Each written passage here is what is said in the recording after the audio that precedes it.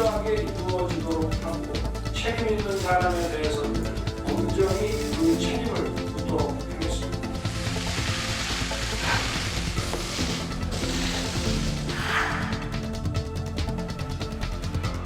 국정조사를 하고 특검을 하자는 것은 그냥 결국 정쟁으로밖에 비춰지지 않거든요.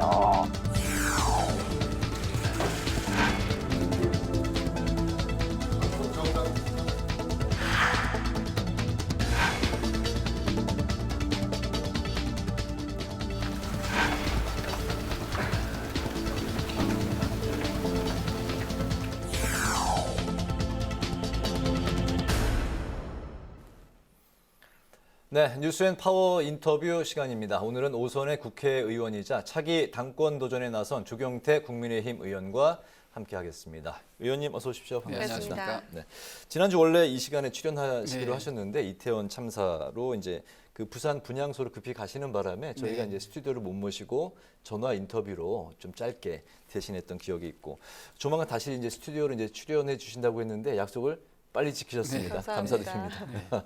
제가 이제 더 빨리 보고 싶었던 게 사실 그 프로필을 보니까 저하고 동갑이시더라고요. 아, 예.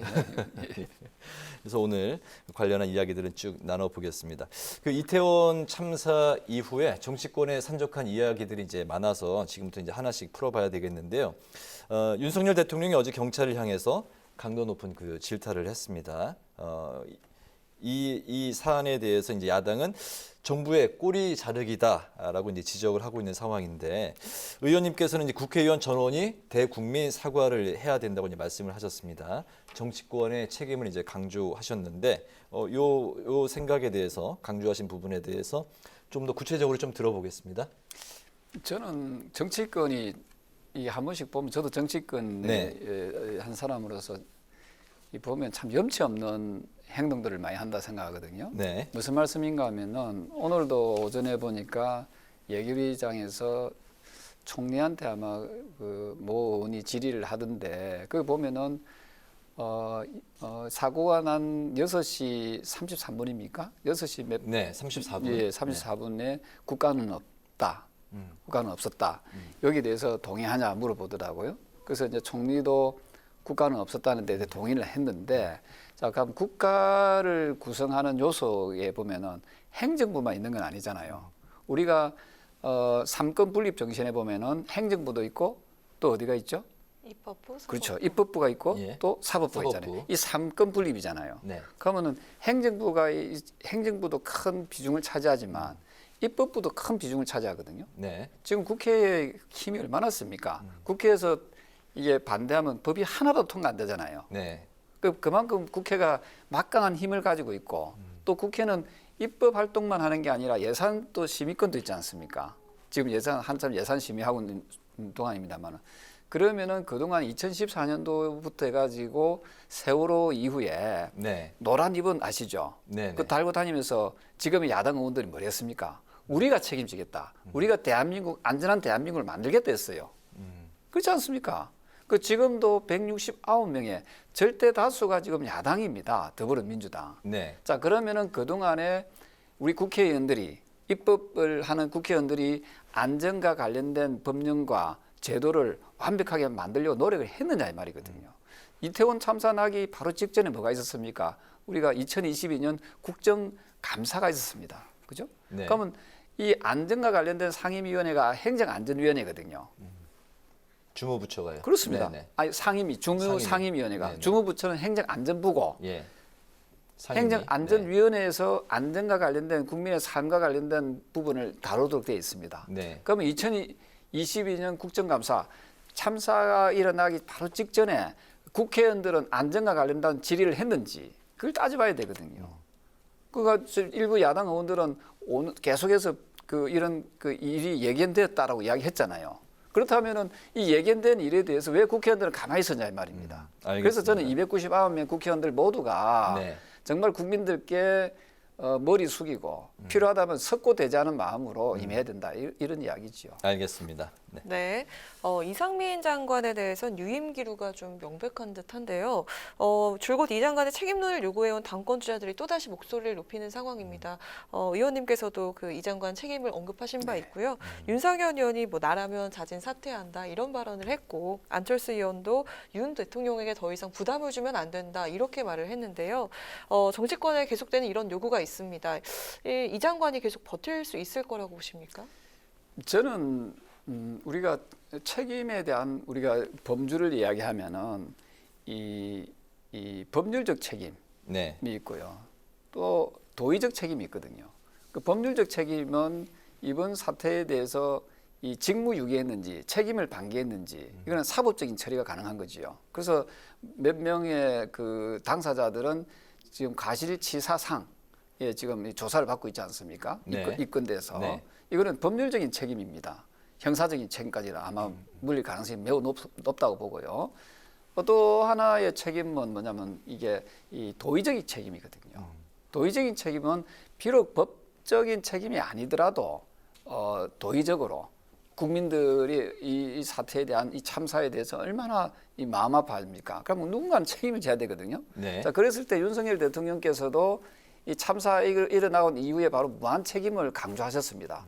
그러니까 무한 책임의 이 범위가 어디까지인지를 갖다가 저는 이게 좀 봐야 된다는 거지요. 그러면은 비록 법적인 책임이 없더라도 도의적인 책임을 지는 선은 분명히 이 일선 경찰 쪽에 현장에 있었던 사람들도 물론 포함되지만은 그 위선까지도 저는 포함이 될 수밖에 없다는 거지요. 네. 그래서 이번에 이 문제는 그냥 단순히 현장에 있는 그 뭐 경찰서장 정도의 어떤 처벌에서 그쳐서는 안 된다는 거지요. 네. 이거는 법적인 책임이고 도의적인 책임은 그보다 훨씬 더 높은 단위까지 저는 올라가야 된다. 예를 들어서 우리가 아이들이 큰 사고를 쳤다 했을 때 아이들만 책임을 물리는 게 아니잖아요. 네. 그 부모도 역시 저는 책임에서 자유롭지 못하거든요. 그래서 그렇게 따졌을 때 저는 분명히 저는 그 결단해야 된다 이런 생각을 하죠. 네. 그 사임에 대한 이제 당위론을 말씀하셨는데 결국 이제 윤 대통령의 의중은 나중에 이상민 행안부 장관에 대한 유임이 될 것 같습니까? 아니면 경질이 될 것 같습니까? 저는 글쎄요. 저는 지금 이제 애도 기간이 끝났으니까 네. 이게 빨리 정리할 건 빨리 정리하고 가는 게 안 좋겠나 생각이 듭니다. 그게 알겠습니다. 저는 좀 더 단호하게 네. 법참마속하는 마음으로 저는 정리할 부분은 빨리빨리 정리하고 저는 정상적으로 다시 일상으로 돌아갈 수 있도록 해야 된다 이런 입장이죠. 알겠습니다. 이태원 참사에 대해서는 민주당이 이제 특검 카드를 이제 꺼냈는데요. 국민의힘은 이제 동의할 수 없다는 입장이고 이재명 리스크를 이제 가리기 위한 시간 끌기다 이렇게 이제 비난을 했습니다. 민주당의 정략적 의도가 여기에 담겨 있다고 보십니까? 특검 카드에? 제가 앞서 말씀드렸던 대로 그 2014년도에 세월호 참사가 났을 때 뭐 온갖 다 하지 않았습니까? 국정조사도 하고 특검도 하고 뭐 청문회도 하고 다 하지 않았습니까? 그 당시에 저는 네. 다 했던 걸로 기억납니다만 네. 해가 달라진 게 뭐가 있습니까? 저는 정치권이 꼭 사고가 터지고 나면은 자기들은 싹 비껴나가고 온갖 그 뭐 하나의 먹이를 마치 먹잇감을 그 발견한 것처럼 그런 식으로 막 하는 모습들 저는 별로 저는 바람직하지 않다 생각하고요. 또한 이재명 더불어민주당 당대표 당사자가 지금 기소되어 있는 분 아닙니까? 선거법 위반으로 기소되어 있고 또 각종 대장동과 여러 가지 지금 최측근이 지금 오늘 구속 기소되어 있잖아요. 네. 무슨 할 말이 있습니까? 본인이 지금 그 사법적인 그 리스크가 매우 크다는 그런 인식을 저는 하고 있다고 보고 있고요. 그렇다면은 본인은 본인의 죄에 대해서 혹시 있다면은 없으면 뭐 또 본인은 사탕 하나 받은 적이 없댔잖아요. 그렇다면 당당하게 수사에 임하는 것이 그것이 저는 좋겠다라고 생각을 합니다. 그리고 특검이나 국정조사를 하자는 것은 그동안에 국회에서 그런 일을 많이 했습니다. 했음에도 불구하고 결국은 정쟁으로 서로 치닫게 되고 생산적인 결론을 도출해내지 못했다 하는 점에서 썩 바람직하고 지금 현재 보여주는 야당의 모습으로 봤을 때는 저는 이 바람직하지 않다. 그 제안 자체가 저는 설득력도 없고 좀 뭐 이재명 대표와 연계된 뭐 그렇습니다. 거라고 이게 보시는 거군요. 어찌 보면은 네. 일종의 시선을 네. 그 사법적 리스크를 조금 피하기 위한 분산시키기 위한 하나의 방탄 국정조사, 방탄 특검처럼 이제 비춰주는 모습입니다. 이런 모습은 결코 국민들을 더 혹시 더 안 그래도 힘들고 슬프고 어려운데 더 짜증나게 할 수 있는 요소가 될 수 있다 이런 생각을 하죠. 알겠습니다. 네, 방금 말씀하신 부분에 대해서 조금 더 짚어볼까 하는데요. 오늘 그 이재명 대표 측근인 김용 부원장도 기소가 됐고요. 그 공소장 전반의 돈의 행방을 20대 대선용 자금 이렇게 명시를 했습니다. 이 대표 이름을 적시하기도 했다 이런 보도도 오늘 나왔는데요. 이 대표를 이제 겨냥한 수사가 본격적으로 확대가 될 텐데 앞으로 이 대표가 어떻게 나올지 그리고 앞으로의 전국을 좀 예상해 본다면 어떻게 전망할 수 있을까요? 이게 만약에 여당의 대표가 또 유력한 정치인이 연루되어 있다면 야당에서 어떻게 했을까요? 그죠? 아마 지금 난리 났을 겁니다. 뭐 어떤 분들은 막 뭐 좀 더 나아가서 뭐 구속 수사하라까지 했을 거예요. 그래서 저는 사실은 이게 명백히 지금 이게 구속 수사에 대한 그 공소장에 이 대선 자금 뭐 이렇게 이 기명이 되어 있다면은 네. 저는 지금 이재명 더불어민주당 당대표가 또 최측근이 연루된 사건 아닙니까? 여기에 대해서 국민들께 저는 이 본인이 그 입장을 밝히고 또 수사에 진실 규명을 위해서 적극적으로 협조해야 된다 이런 생각을 합니다. 네, 네, 알겠습니다. 이태원 참사 수습에 이제 그동안 이제 그 좀 휴지기가 있었던 당권 경쟁이 다시 시작되는 이제 분위기 같습니다. 국민의힘 내부에서요. 국민의힘이 이제 이듬해 10일부터 조직 강화 특위를 회의를 열고 당협 재정비를 이제 한다는 계획이고 당권 주자들도 텃밭인 대구 경북을 찾아서 이제 표심 다지게 이제 들어간다고 하는데 의원님도 당초 이제 10월 말쯤에 대구 경북에서 당권 도전 선언을 할 계획이었는데 그 무산된 적이 있다고 이제 들었습니다. 그 향후 당권 도전을 위한 계획 좀 들어볼까요?